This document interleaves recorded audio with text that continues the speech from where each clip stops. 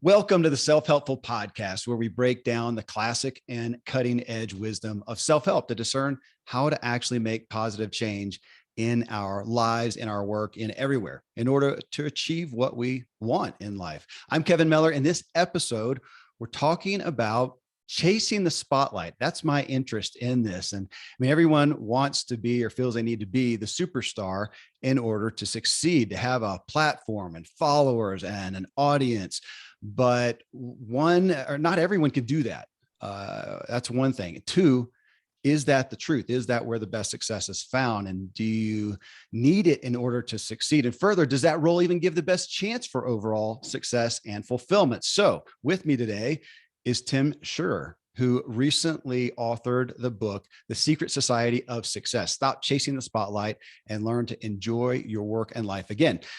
Tim spent a decade working as COO with Donald Miller, launching StoryBrand and Business Made Simple. And while Don had the spotlight, Tim was running the business and built and led just a winning team to make it all possible. Before that, Tim worked at Tom's, as in Tom's Shoes, Apple. He's the host of the Build a Winning Team podcast, where he offers listeners actionable advice as he interviews some of the top leaders in business. And you can find Tim on his book, secretsocietyfree.com. And you can get the first 2 chapters of the book there. And folks, if you want to find, or if you do find Self-Helpful Podcast, find value in it, as always, subscribe so you don't miss any episodes, leave a review, and take anything you learn and pass it on to someone else. You can always find me at kevinmiller.co. So next up, Tim Schurrer. Hey, Tim, I got to say that a big reason you're on this show is about what we're going to talk about is, Donald Miller and other people's testimony of just the type of person you are, how you invest in other people. And when I saw that you had a book and there was, it talked about coming on the show, are you kidding me? You have been so helpful and kind to me over the years. It's amazing. We've never done this face to face. So I'm honored. Man, that's so cool to hear. I love that. And that's what it's all about. I feel like just doing the work, serving somebody else's vision. It's just amazing what beautiful things can come from that. And so one of my favorite things is I feel like I just gather friends. Mm-hmm. And so you and I have known each other through just connecting with having Dawn on your show and whatnot over the years. And so now for us to be sitting here is super fun for me as well. Well, and we have so many mutual, you said gathering friends. We have so many mutual friends. That was interesting looking through your book and seeing the wealth of friends that you have. I got to admit, it was really cool to see an endorsement in there from Ben Rector. So I'm a fan. I know Donald Miller's a fan, but I thought, so I'm in the middle of writing my book right now. And I thought, I don't want just literary authors and speakers in there. I want some really cool people like Ben Rector. So you give me something to shoot for. Oh man, he's a good buddy of mine. I was just texting with him earlier today. I feel like we're talking about golf all the time. So he loves golf. And so he and I are on a group thread with a couple other buddies. And it's just the little emoji that you can retitle your group chat. Yeah. It's just a golfer. That's it. A golfer. That's so great. His song that first got me into his framework was, you can't, I don't know if that's the title, but you can't make old friends. I'm sure you know that. Oh, yeah. So powerful. We talked about it with some friends and family not long ago. And speaking of that, one of the favorite endorsements that I saw that, again, I would covet this from my own book, from John Acuff, who's a mutual friend of ours. And he said, there are books I endorse and books I endorse that I then ask my kids to read. That's powerful. Tim, that's one to be proud of, man. That whole experience, asking people to read the book and send an endorsement, and then to see the things that people end up sending back was a really humbling and just honoring experience. I read through those endorsements and I'm just pinching myself, thinking, wow, not only did they take the time to do it, but then just the kind things that these people had to say. It's remarkable. I'm just so grateful for having all of those words printed. It's mind-boggling. It says a lot about you. All right, here's the first thing that I thought, it's not the first thing, but it is one that I thought, okay, this is interesting because we're going to talk about somewhat to me of the fallacy of, everything success, as you talk about, is all up there in the spotlight on there, and talk about what you have found out that's behind or, supporting the spotlight. Is it a little interesting for you, or a little, I don't even know if I'd say tension, to go, well, now you're in the spotlight, buddy. How's that feel? Reconcile that So one. Yeah. I have known this question was going to be the question from even before I published the I book. figured. So, it's interesting. So much of how I talk about success in this book is, hey, success is not necessarily just climbing the ladder, stepping in the spotlight, becoming the boss. It's not fame, money, and power. Surely there's got to be some other ways that we can define success. And so this group of people that I call the secret society of success is who I've really learned from when it comes to redefining that word. Right. And if there is a common denominator for people in the secret society, it's this idea of helping others win, serving others. Like that's at the foundation. And so, yes, I am stepping into a space where I host my own podcast. I'm on stages doing keynotes and things. But really, the examples in the book, there are so many people in the secret society that I talk about. Tim Cook, CEO of Apple, one of the largest companies in the world, LeBron James. Some of these people couldn't be any more in the spotlight. And yet, what separates them from most is the posture that they show up with. Right. So being in the secret society has little to do or less to do with your position on the org chart, and more about kind of your headspace and how you show up. And so what I think is problematic, and kind of what I am hinting at in the subtitle of the book, is we need to avoid something that I call the spotlight mindset, this unhealthy desire for attention and recognition. Because it's when we show up wanting to make everything all about us, that's when there's a problem. But, I actually don't have any problem with the spotlight. If you think about a concert, we need the person standing on the center of the stage for the whole thing to work. Yeah. But what I'm challenging is this idea that that is the only role that matters, because we also need the person taking the tickets. We need the sound person. We need the supporting guitarists. So when we feel this culture of pressure that, wait, to be successful, I have to be the person standing in the center stage, I'm like, I don't know. Because I've actually found a bunch of contentment and fulfillment in my life when I've gotten further and further away from the spotlight. And so it's just opening up a conversation about what success actually is. But I will agree, it is a little ironic that in order to start that conversation, I actually have to, in a lot of ways, step out and lead the way in facilitating some of that. Well, I think it brings up a really good point. And I do want to quickly here, we'll get into that challenge a little bit. You mentioned contentment and fulfillment. Is that most likely to come from that person up there on the spotlight as opposed to everyone else? I think you've brought kind of that up to mind. I mean, I want to talk about that, but back to the spotlight mindset and our spirit and attitude around that. It's been something that I've struggled with, Tim, which is why I've got you on the show to talk about it, because to some degree, I have not wanted to be the person in the spotlight. And yet, to what you said, I have often found myself with a message and a desire to help others with that. I want to impart it. My coming book came from something I wanted to impart to my children. That's really the impetus. Yeah. And so from that, I don't see another way to do that, but write a book, have a podcast, do that kind of stuff. So in some senses, being a spotlight was a necessary evil. I don't know if it's the thing that I most want. I'd just be happy to be the wizard behind the curtain, but it necessitates that.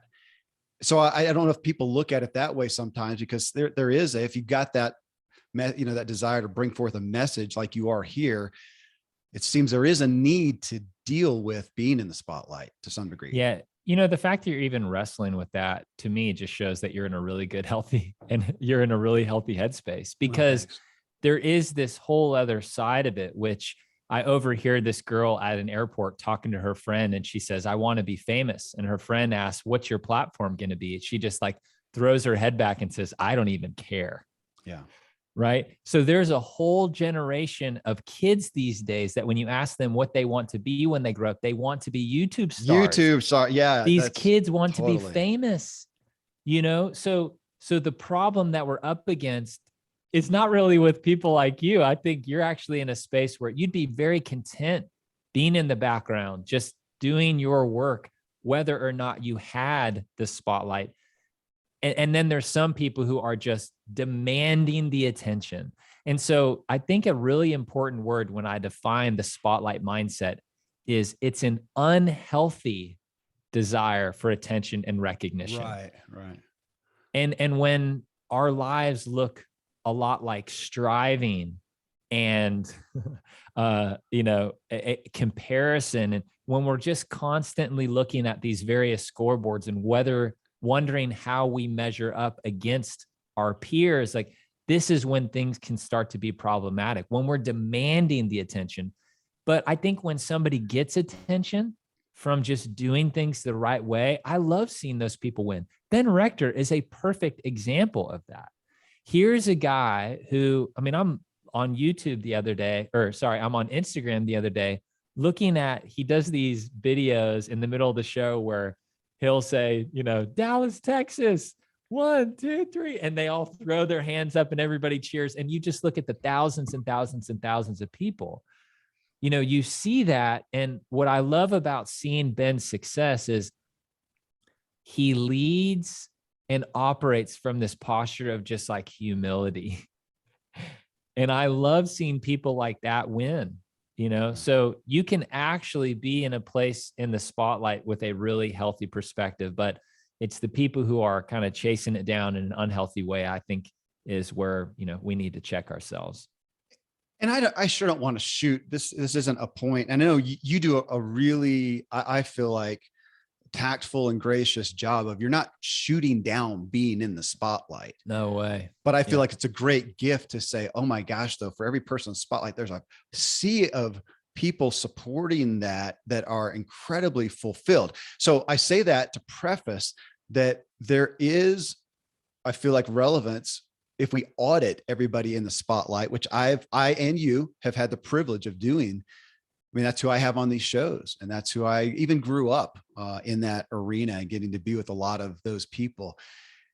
And that's part of what made it not the most desirable thing for me, because I looked at a lot of those and thought, I don't really want that life, the struggle of that, the coping with your own ego, the having to perform like that. So I was at a point in life, I thought, I don't really want that. And I think that's viable for people to look at and go, I don't know that you've really counted the cost of what it takes to be on stage. And I'll pose that question to you, or pondering to you, of, if we look at that, are those people the most, it may be fun, there's some fame, power, some money, accolades, whatever, but are they really the ones statistically, if we did a survey, that are most at peace, most content, most fulfilled? Thoughts? Yeah, I think they are up against a challenge. I think they have to deal with things that not very many people do. I was thinking about a particular friend. I have a routine where I like going and getting a cup of coffee at this, coffee shop. And I was thinking about some of my friends, wondering, just literally this morning, could they do this? Could they actually walk into this coffee shop and do what I'm doing now? Or would they kind of be hesitant because they might get stopped by several people and almost drilled and grilled and asked for pictures? So there is a level of that that's a little tricky. But what I've learned about success is it's some of these people who are in the spotlight have remarkable opportunity to cast a shadow and to show people a different way to live. So leadership comes with great responsibility. And I think even when I hear you talking about your desire to make an impact, you're willing to take on the burden of that to make somebody else's life better. And and this is a key lesson for me as I've started to redefine success. This idea of success in the assist.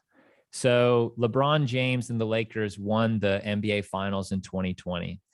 And what I think is interesting is at the end of that season, LeBron did not win the scoring leader title, which a lot of people would say is the thing that a player like LeBron should want to chase. Michael Jordan won that scoring leader title 10 times, but LeBron didn't in 2020. He wasn't even in the top 5, but LeBron led the league in assists. So the way that he chose to play and ultimately how he and his team won was by him setting other people up to score. And I just love that. Like, what if success is in the assist? What if we as leaders are willing to step into that struggle, but our motivation and our drive is because we're trying to make the lives of somebody else better, right?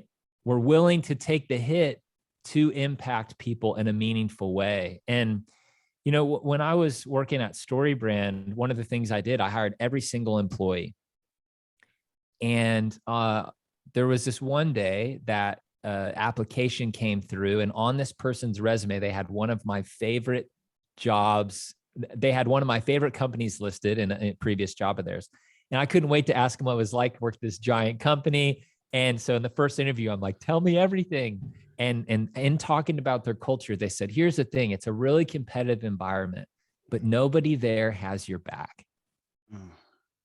And I was just so sad hearing that, because in this world that defines success through the lens of getting to the top of the corporate ladder, doing whatever it takes for you to win, I'm learning from LeBron, actually, what if we set other people up to win? Yeah. Because when this person's talking about that culture, nobody there has your back. They said everyone's so interested in their climb, their journey, that they would never do anything that looked like helping somebody else unless it was to serve their own agenda. And I just don't think that's what winning and success looks like.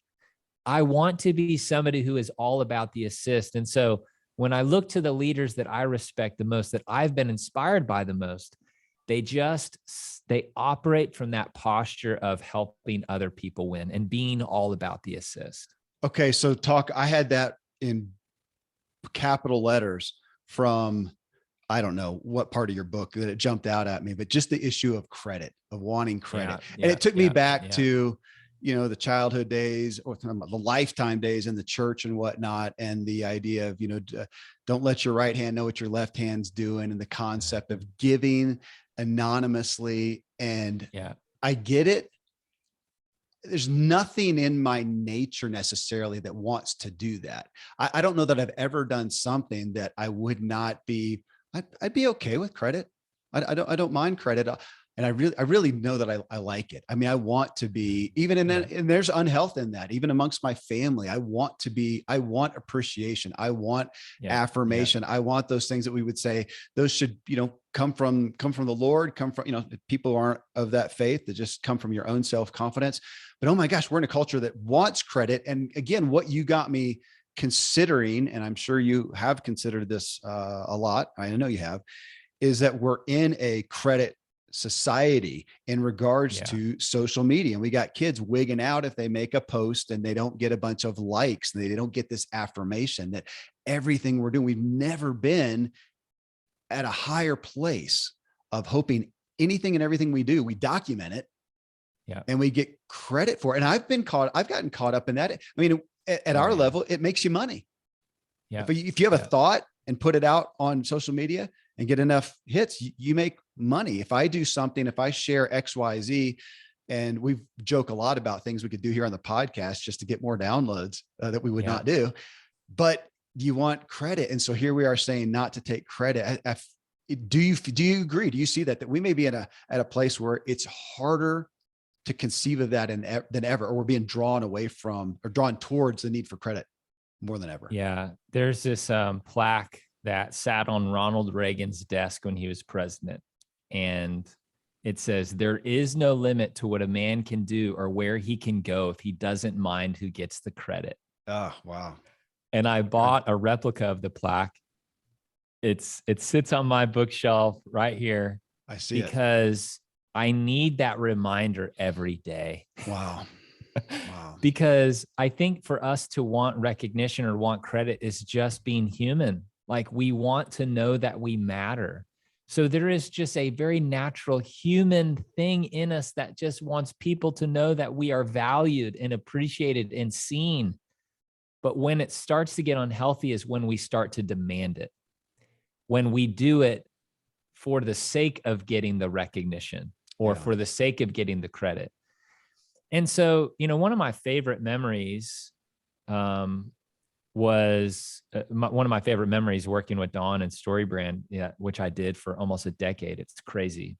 That a decade flies by. Mhm. So Dawn released a book called Scary Close in 2015. And about 10 days after a book comes out is when you find out if it makes bestseller lists. So Don gets a phone call while he's at the office, and it's from the publisher. We knew this was the call where, he'd find out. So he hangs up the phone, lifts his hands in the air. He says, "We hit number 5 on the New York Times," which is the highest any of his books had ever been on that list. So we high five, we hug, and then something really beautiful happens. We all went back to work. And some people would hear me say something like that and be like, I mean, that seems like pretty simple and short celebration. Like y'all are dysfunctional. You don't know how to celebrate your wins. And it's one of my favorite memories though, because I just look at it as a group of people. We built a culture where we were content doing the work and didn't mind if we got the accolade for doing the work or not. Yeah. And so there's this, I agree with you. We are in this age that everything that we do, we are up against this tension of doing it for the love of doing the thing versus creating it to get the, dopamine hits from somebody reacting to it online. Right.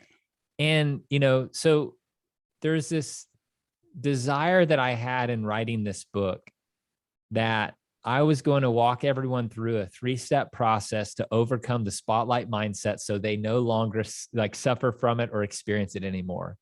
And I couldn't do it because to try to put it into 3 steps is just not true to life.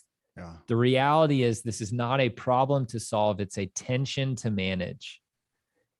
And, I have a friend who wrote this book called The Power of Healthy Tension. And he's the one that I learned that idea of you don't solve problems. It's like some of the stuff that we deal with in life, they're tensions to manage.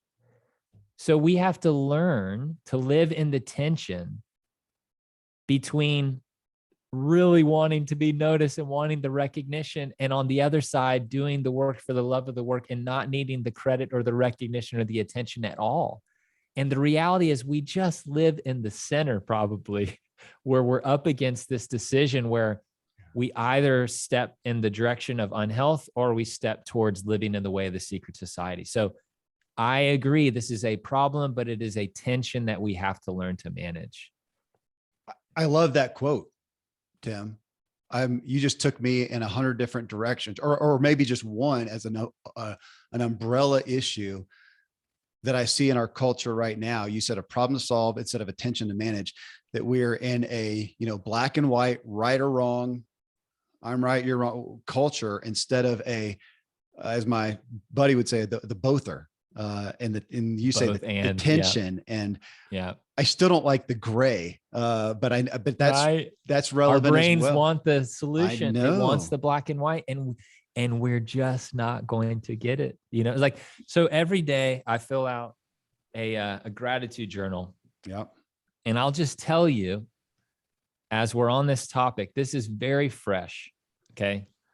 So I have some moles that are annihilating my yard right now, and it is so frustrating. Okay. Yeah. And so I post this video on Instagram and it gets a bunch of views, people commenting about my mole problem and what I can do to solve it. Right. So then I create another video. I'm just building on this narrative. Right. And it's fun, but it also is getting a lot of views and plays. And, as I think about my day yesterday, I just didn't like when I got to the end of the day, I felt like I was thinking more about the content that I was going to create to post online than I was being present with my family after work yesterday. Yeah. And so one of the things I fill out, it's called the 5-minute journal, and you write down 3 things you're grateful for, but then, it also asks, what are 3 things, what would make today great? And you write 3 things. And on this list, I wrote family over Instagram, because this is a tension that I am learning to manage. Because yes, there is this, I'm trying to build a business and all of that. And this is content that for some reason people think is interesting around moles. But I also, when I ask myself, like, what do you value most? Because yesterday I seemed to value Instagram over my family. And so I'm going to try to not beat myself up about it. I'm going to try to give myself grace, try to lean into continuous improvement. What can I learn? And how can I use what I'm learning to get a little bit better today? And today, I'm going to try to prioritize my family over Instagram, because I just didn't do that great yesterday. Tim, a couple of days ago, I confessed, it was to my membership group, and one of them said something along the lines of what you're talking about. And I confessed of realizing days ago that I was sitting there in front of the computer with all my book stuff up, and my primary motive in the moment was finishing the book. Doesn't sound bad. Didn't seem bad to me, but they give me pause to step back again and look at my motive. I'm sitting here trying to finish the book, or am I sitting here trying to, again, just what I said a minute ago, this is something I wanted to impart to my children. It mattered enough to me on a Saturday morning, and I know the date, to start what became this book, and was an epiphany to me to some degree, and something I wanted to impart to them. And then I wanted to broaden that, and I wanted to bring it here. And getting caught up in and this comes back to your mindset, the spotlight mindset of what is the motive and the spirit behind it.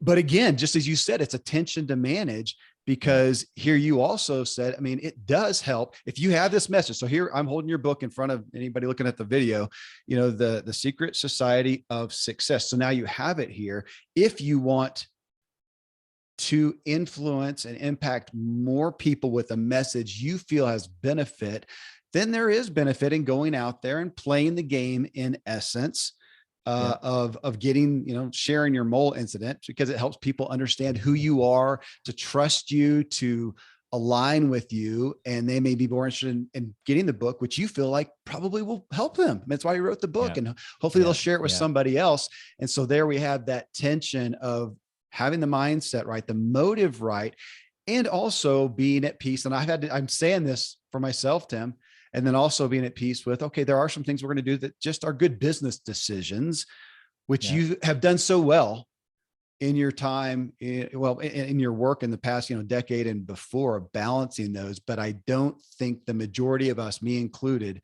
are great at finding the peace and balance between those two.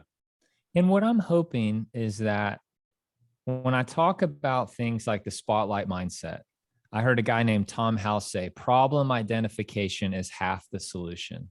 Okay.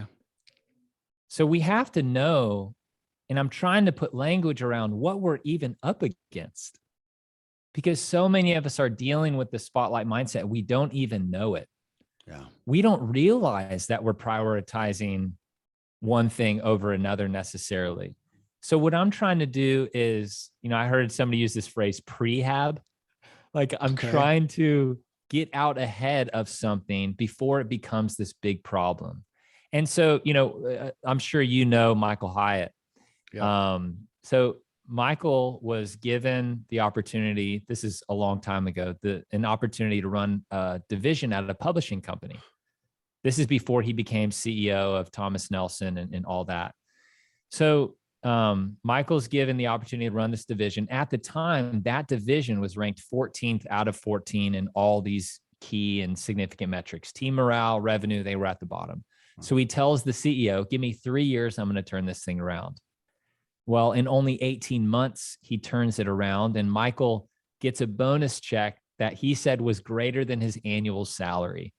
Wow. I mean, he was pumped. He couldn't wait to get home and tell his wife about it. His wife was his biggest fan. He knew she'd be thrilled. But then the conversation he has with his wife when he gets home was very different from the one he was expecting. And it starts with her saying, "We need to talk," which is not a great start. Mm-hmm. She then, with tears in her eyes, she says, "Your 5 daughters need you now more than ever before. And in fact, I feel like a single parent." So here Michael was having all the success that he could imagine, turning this business around, taking it to number 1 with revenue and team morale, doing all the things right. And yet relationships with the people that mattered most to him were suffering because of it. Yeah. So Michael, just to close the loop on his story and the journey that he's been on over the last several years, he wrote a book called Win at Work and Succeed at Life. Yeah. So Michael calls this the double win. How he defines success is very different from the way that he used to define success. So what I'm trying to do is prehab. I'm trying to get out ahead of, here's the things that I'm wrestling with now, the tension that I'm trying to do a better job managing, so that I don't have to have a moment like Michael had when my wife sits me down and says, "We need to talk," right? So I'm trying to put language to, we have a dysfunctional view of what success is. And if we don't learn to clarify it, we actually may be heading down a very gnarly path. So how can I actually just cause people to stop and realize what we're up against so that we can choose a different path? And so what's crazy is, if I were to ask somebody success is, and have them fill in the blank, I think that a lot of people may say something. It's YouTube. They would, I feel like a lot of people may actually struggle with that answer. And I would also say that the way that they're living and the way that they would define that likely are going to be very different. Yeah. So they may not write in money, fame, power, climbing the ladder, but then you look at their lives and it's almost like their life is set up in a way that it's as though they were chasing those things. Yeah. So we just need to get really clear on our answer. Success is, so identify that, and then line up your life to where it is actually, you're living in that way, that new way. You know, I've had Michael Hyatt, we've had him on the show 3 times, and I've been privy to some of his journey, even personally, because he and Gail are buddies with my parents. So I hear vicariously. I don't hang out with Michael. But it has been interesting to see some of that and how he's managed that and curated what he has. And you bring me to thinking again about the other side. We mentioned this before, but something you said, I want to come back over, that with all these things that we're talking about, with the, I almost want to say the danger of that can go along with the spotlight, is the other side of that I have witnessed, and it's grieved me a bit, and I bet you have a lot too, is having somebody who has something that you so want the world to hear. Yeah. You so want it, and they're not having it. They've seen enough of this stuff. They've seen people in the spotlight. They've seen some of the dangers and the ego and whatever. And they're just, no, man, I'm not doing it. And I've looked at that and go, I don't like that either. You mentioned the word responsibility or burden of doing that there are some people where I've gotten even angry. I said, you know what, you have to deal with your ego, but you're robbing everybody of this thing that you've got to offer. And I have a big heart for that as well on that side. And I think again, both we can throw the baby out with the bathwater, and we're back to the polarization, like you talked about, black and white, instead of the tension of saying, man, those things are real, but watch out, just shooting down this gift you have to offer because you have just boycotted the negatives that you have seen about the spotlight. It's interesting because a few thoughts are coming up for me as you're saying that, because I don't know, every single person will have a different reaction to that predicament that you're describing. If someone truly is just afraid, that's a thing to dig into and figure out. It's like, hey, how can we push through the fear to actually get this really important message out there? But here's another one. So I just believe that you don't need a stage to make an impact. And I think that there is a lie that a lot of people believe, which is to really be impactful, you need to touch hundreds, if not thousands or tens of thousands of lives. And yet the people that I've been inspired by the most, they've just been able to impact one life at a time. And that has been what has brought about the meaning and the impact that they ultimately are wanting. So here's an example. Becca Stevens is someone who lives in Nashville. And in 1997, she opened a home for 5 women to get off the streets from lives of prostitution, drug addiction, sex trafficking. She wanted to help 5 women off the streets. And Thistle Farms is what the company ended up being called. She found that these women were doing really well in their recovery. But when it came to living wages, I mean, it's really hard for someone with a criminal record to get a job. So they started creating soaps and lotions, and that was the company that they created to help fund the recovery. Is that there in And Nashville? so, Is this? yeah, it is. I know the name. I bet it's Yeah. through my parents. Yeah. Keep going. And so Thistle Farms now, 25 years later, has grown into this massive social enterprise where they have hundreds of free beds now all over the country, helping women recover from some of their past traumas and experiences and to actually get into a better headspace and, just wholeness. Some of these women are gaining custody back of their kids. And when you're living on the streets, sometimes that's really fragmented and broken. And so, one of these women who has been through Thistle Farms and has graduated from this program, I asked her, where would you be without Becca Stevens' influence in your life? And she didn't hesitate. She said, I'd be dead. Without Becca, I'd be dead. And so there's so many people that look at impact as, okay, if I really want to do this right, I need to go out there and make this big splash. But what I've learned from Becca and even people like Blake Mycoskie, one life at a time. Like, what if that was our motivation? What if we set out to impact one person's life at a time? And if over the course of time that accumulates and grows and you do have a big impact, fantastic.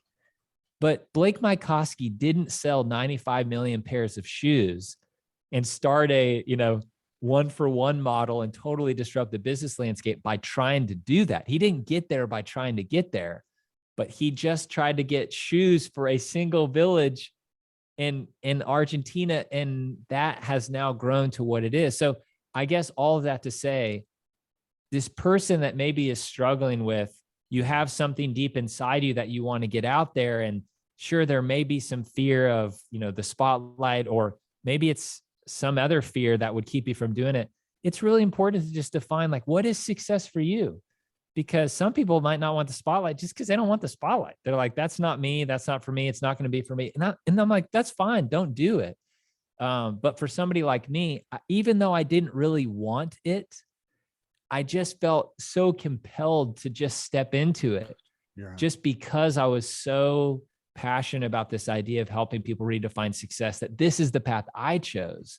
But I do think that everyone can kind of choose their own path. And maybe if you want to have a smaller thing and, just impact one person's life at a time, I also want to be cool with somebody who wants that, What? Okay. So let's play with that concept to impact one person. Yeah. That alongside that, parallel, maybe, we think about this a lot with coaches and consultants. So if you're out there doing your job and you're working with a company doing XYZ and you're ultimately selling a product or service, the focus is there. The minute you become a coach or consultant, you now flip the switch. You now are selling yourself. And as you know, a lot of people don't realize that. They think that they were going to become a coach or consultant and come over here, a trainer, whatever you want to call it. and they're going to sell their service, but they're not anymore. Now they're selling themselves. The spotlight is on them, and they don't realize that, which is why a lot of people who could help others don't get enough others in front of them because they don't know how to do that. So similarly, when we're talking about the spotlight, and we'll play with the YouTube exaggeration. So we're taking a kid going, so you want to go out there and sell yourself to 1 million people that will listen to you and subscribe and whatever, as opposed to working with whatever organization where you often sell yourself to one person, and like your boss or your employer or the owner or whatnot, and go make that one sale. And you now have a salary, you have a job. And I'm saying this, I'm a huge proponent fan of being an entrepreneur, and I love it. Yeah. But I'm very well aware of that. When you do that, and in this concept, when you're going to be in the spotlight, you're saying, I'm going to go sell myself to everybody, as opposed to over here and go, because a lot of people don't like the term sales. They don't like the thought. You got to sell yourself somewhere. Somebody's going to pay you. Yeah. Is it going to be that audience of 10, of 100, of 1,000, of whatever it takes? I mean, I have a lot of people that I rely on for downloads that pay the bills from advertisers and whatnot, as opposed to just one person or, a company and a few people that I've sold myself to. I don't think we're giving that understanding that concept. Yeah. So I think it really comes down to the heart of it, the motivation behind it. So, I heard Andy Stanley speak at this event, and it was around finding your purpose. And the thing that he had said was, these questions like, why am I here? And, we live in this world that is kind of a what's in it for me culture. If we're going to buy a product or service, we're asking, what's in it for me? How will this product make my life better? And that impacts us more ways than we may realize. Why be loyal to you, that product? It's like, So Andy says, if we actually want to find our purpose, we need to ask very different questions. Okay. Here's the question we need to ask. He says, it's who am I here for? And what I love about that question is it allows us to show up, bring our skills, our abilities, everything that we have, bring it to the table. But the posture is bringing all of that in service of somebody else. And, as you're talking about this idea of, building a brand around you and, all that, one thing we used to talk about at StoryBrand is your company is not the hero. Your customer is the hero. Your brand, your company is the guide. You are Yoda. Your customer is Luke Skywalker. The problem for so many people as they're setting out to become a coach or launch their own business, they just keep making it about them. Yeah. It is all about them, and it is all about them, getting the paycheck, having those X number of clients that are paying them X number of dollars a month. And when we start to obsess around how many deals we've closed versus how am I adding value and solving the problem for somebody else, I think that's where things can get a little bit off balance. Yeah. And so, it's hard to do though, because the reality is people, if they're running a business and they need to sell products to make it. But I just got to see time and time again, working with Don in that decade, the more value that we brought to other people. And if that continued to be our motivation versus obsessing over revenue, it just felt like the revenue took care of itself. And, I just had Jesse Cole on my podcast, and Jesse Cole, he's the owner of the Savannah Bananas, who, if people have not heard of the Savannah Bananas, they are a minor league baseball team in Savannah, Georgia. Well, let me say, that's a great story. Please. Go check him out. So I had him on the show, but in all truth, it may have been 4 or 5 years ago. And I've seen him a bunch lately, probably social media stuff. So thanks for bringing attention back to him. So the Savannah Bananas are like 10 levels below the major leagues, and yet they sell 4,000 seats a game, have sold out every season since they started in 2015. And they have a wait list. He told me as of last week, they have a wait list of 49,000 people. My gosh. And the way that they have achieved all of that is they focus on the process, not the results. And I think for so many of us, we obsess over the scoreboard, the number of clients that we have, the number of, our revenue, the number of employees that we have. We obsess about that stuff. But what Jesse and the Savannah Bananas focus on is the process. They are all about creating an incredible experience for their fans. That is how they spend their time. All of their ideas run through that filter of fans first. And so what's cool is the money has taken care of itself. But I think that is a challenging thing to do, especially if you're strapped for cash, right? Like that is hard. But, I heard somebody say your core values are only your core values if they cost you something. Yeah. So if your core value is to provide an incredible experience for your customers, there's probably going to be moments when that's challenged. Are you going to lean into that and go all in on that, experience? Or are you going to start nickel and diming because you're more interested in the bottom line? Yeah.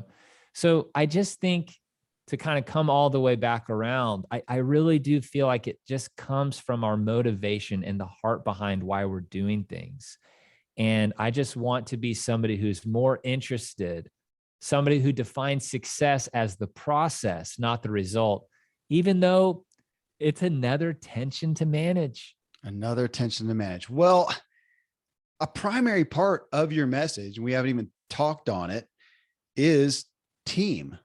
Building a winning team. I mean, that's what, Donald Miller, I think in the book somewhere, said Tim made people feel appreciated and valued and recognized for what they contribute.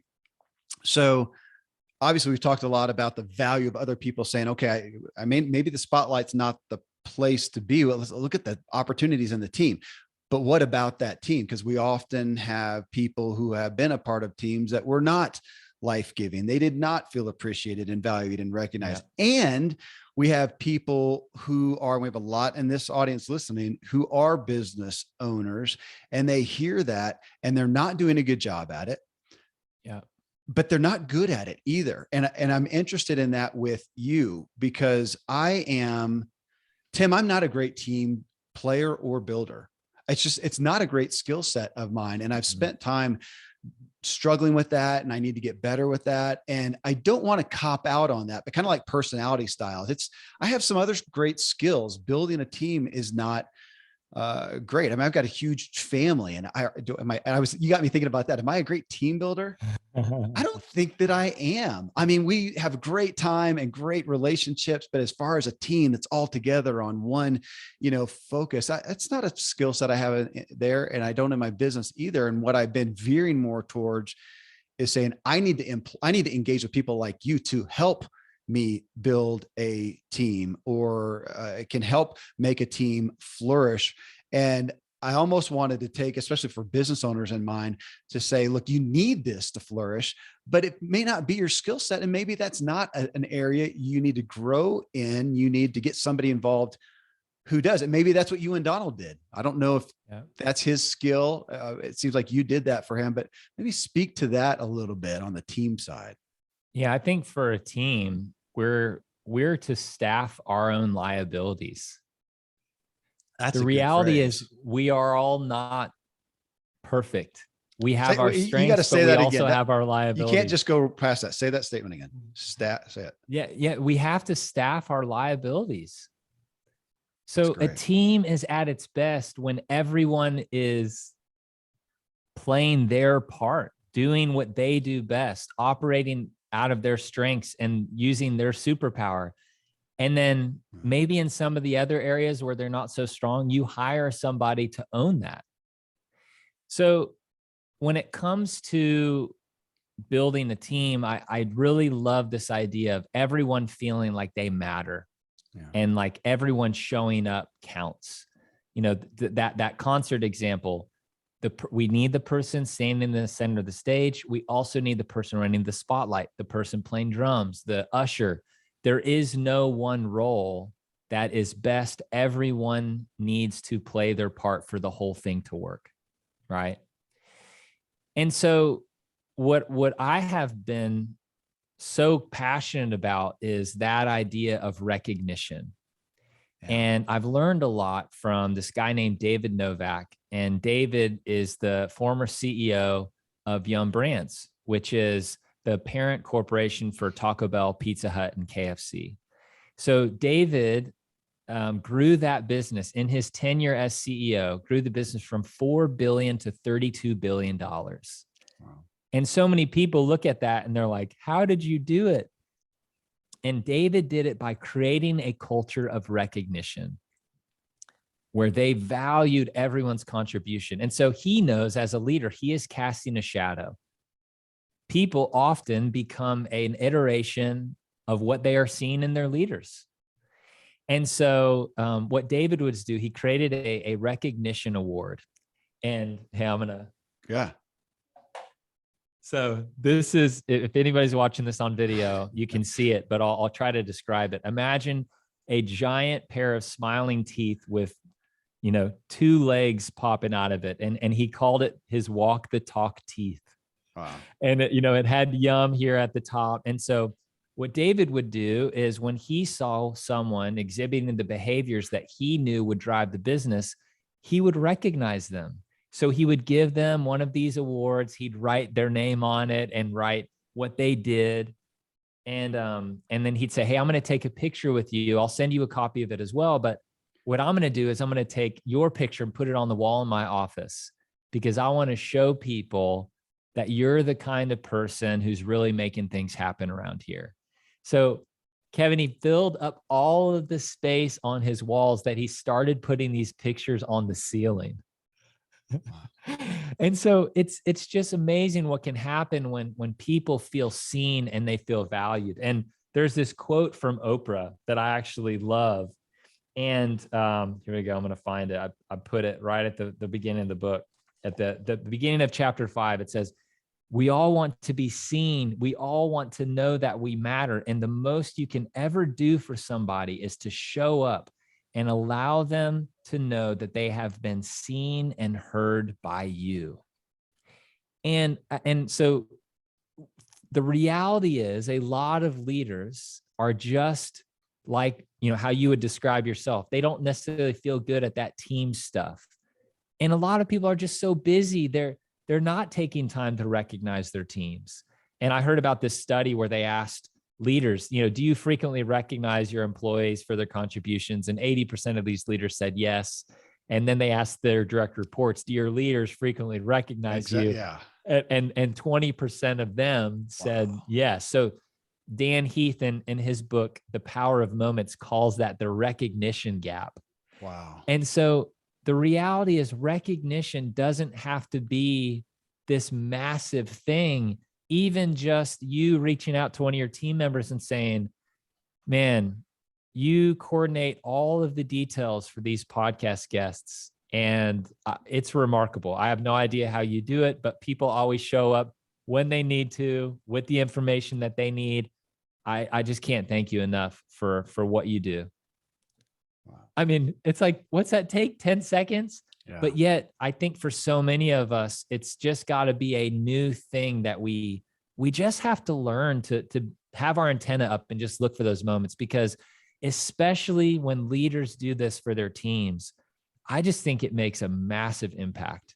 And, Don has done some incredible, things in the past and just recognizing me for my work. And I have some of these just handwritten notes saved that I'll never throw away. Yeah. And so our words have power and they have influence. And I just love this idea that even if we just got 1% better on the recognition front as leaders, just imagine the kind of impact that it could create in our companies if people felt seen and valued and appreciated. It goes into those stats that we read about employees and thinking that what do they most want? A raise. They want more money. They want more X. And we hear, no, they really want more appreciation. We've heard that for so long, but obviously the stats show that we're not listening at all. And, even myself, I think about that. Yeah. With kids, that recognition, that is not my first go-to. I'm not a natural encourager. It doesn't come. I have to really make effort. Yeah. So again, as a business owner, well, I would tell any business owner right now, get yeah, shameless plug, go get the Secret Society of Success and talk and engage with Tim Schurrer. Go listen to the podcast and learn how to put these things in place, even if you're like me and it's not your nature. So, and I would say, question, are you going to become a perfect in that? Or can you also, as you said, can you, what did you, what Staff your liabilities. Staff your liabilities. Thank you. Get a Tim Schurrer, get somebody in there who can help you do that. Now, also, wait, no, go ahead. Here's another thing too, Yeah. just real simple. If people really do want to get better at this, pull out your iPhone right now and say, Siri, remind me to recognize somebody every Friday at 3 p.m. Okay. I think my computer, in my ears right now, my computer heard that and it said, okay, your reminder is set starting on Friday at 3 p.m. So it's that easy, right? Like start just once a week, just recognize somebody, right? So it maybe you shoot a note to your assistant and say, I want to do a better job recognizing our team. Can you just remind me about this from time to time? I really want to show up for people and let them know that they matter.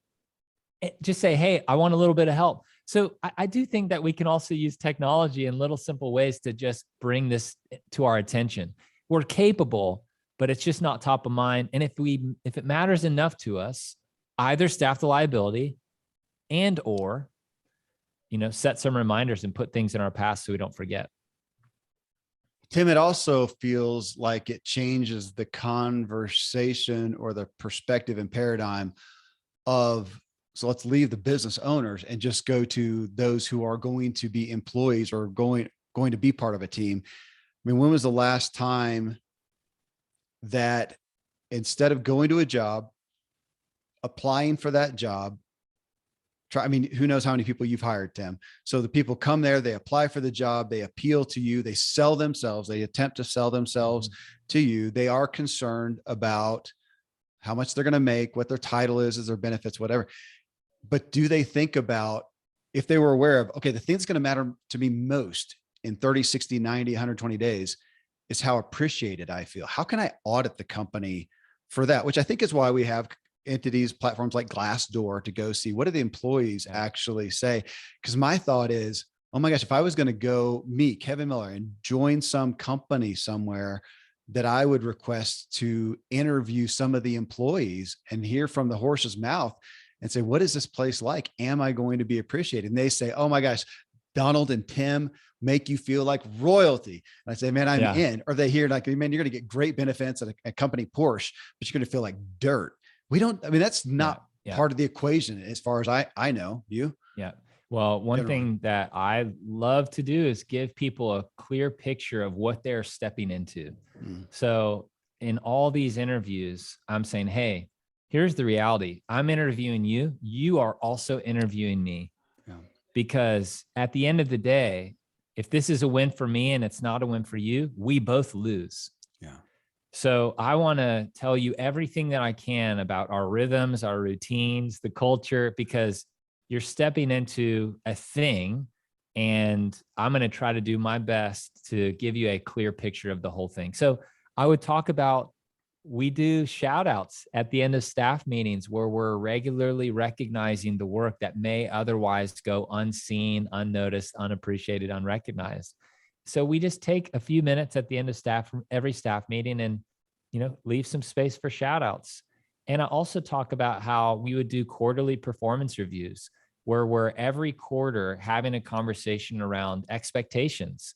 Here's the 5 things that we set out at the beginning of the quarter as your priorities. And then you're going to do a self-review and evaluate, did you, exceed expectations, meet expectations, or did you not meet expectations? And we're going to create opportunities every quarter to have a conversation like that. And what I found is in our quarterly performance reviews, most often it's us just giving people feedback on the work that they've been doing to really move the business forward. So when I'm able to tell people about those things as a part of the culture that we are creating, I do think that people get a clear picture of what it was like to work for us. And in a lot of ways, it's a competitive advantage because you're right. A lot of companies are meeting with their employees once a year at the annual performance review. And that they are in cultures where they're not recognized for their work. And, it was a thing that we did. And so we talked about it. Well, and you got even the aspect of a performance review. I have been privileged with information that's caused me to address that differently with my children specifically. Wow. Yeah. And going from a performance and achievement based accolades to an affirmation of who they are. So instead of taking my kid and going, oh my gosh, you rock because you won yet another, cross country race, and saying, buddy, I am so proud of your effort. I'm so proud of your courage to show up. I know it's a lot of this was a real thing. It's a lot of pressure to feel like, because you have been winning, that you have to continue to. And he was really struggling with that. And it really caused me to, man, I've got to step back. The pressure he's feeling is not good. And just say, I love you for your effort. And I love you just as much if you get 10th. We would even joke, dude, today, try to take the pressure off. Today, I want you to get 11th place. That'd be awesome. Just get 11th place. Hey, dad, whatever. But I had to change that because I had drawn to that performance thing. And so if we're doing that in the workplace and think we're honoring everybody by just stating what their achievements are, as opposed to who they are, I would guess, and again, I'm not in this like you are. I would assume that that's pretty significant and pretty missed. So we talked about Jon Acuff a little bit ago. He has that book, Soundtracks. Right. And it's about these messages, these things that we tell ourselves. And, I'm hearing you say, I'm not good at this. I'm not good at this. It's not natural. Let me back off and say it doesn't come naturally. Okay. So, but what I'm hearing you say is, as a father, you are recognizing the behaviors that you see in him, calling out things that you see. You are recognizing and building a team, your family, right? And so I think that's such a beautiful example of what that really can look like. What are the behaviors that we want to call out? What are the things that we want to remind each other of that truly matter? And, I actually love that story because that's it. That's what recognition is all about. It's like, hey, we're not going to get caught up in these funky scoreboards. Effort. I want to see effort. And when I see the effort, I'm going to just shower you with praise because that's the stuff that matters. And what David Novak would do, it's just that same conversation in the workplace. It's, man, the way that you put the customer first and really empathize with them is exceptional. That's everything that we want to do in this business. Incredible job. So I feel like you're actually, you're doing a great job of it with your family. And when you really boil it down, it's probably the team that matters the most to be succeeding at that with. Agreed. Tim, I'm going to circle right back up where we started and agree with Jon Acuff. I understand why he gave the endorsement in your book that he did, saying that there are books I endorse and books I endorse that I then ask my kids to read, because this is powerful for anyone, but even with them, what do you want to do? Who do you want to serve, as you said earlier, and how do you want to do it? Being a YouTuber is not the only way. Being in the spotlight, which gets all the credit, all the focus, is not the way. There's a secret society of success. So that's why you're here on the show, man. What a gift. Thank you for giving me a lot to ponder. I'm so honored to share it with everybody else. And I'll leave you with this, because it is a quote for me that is a North Star. And it's Albert Schweitzer. He says, I don't know what your destiny will be. Perhaps some of you will occupy remarkable positions. Perhaps some of you will become famous by your pens or as artists. But I know one thing: the only ones among you who will be really happy are those who have sought and found how to serve. And I just think that is it. So may we be people who define success a little bit differently. May we be people who show up and ask, who am I here for? That are all about the assist, that help other people win, that recognize others, that learn to live in the tension, between all of this. And I think if we do that, we are those people that will be setting ourselves on a much different and better path. I got to start charging people for these podcasts, man. If you're going to give stuff like that, hey, Tim, thank you, brother. I'm honored. Thank you. My pleasure.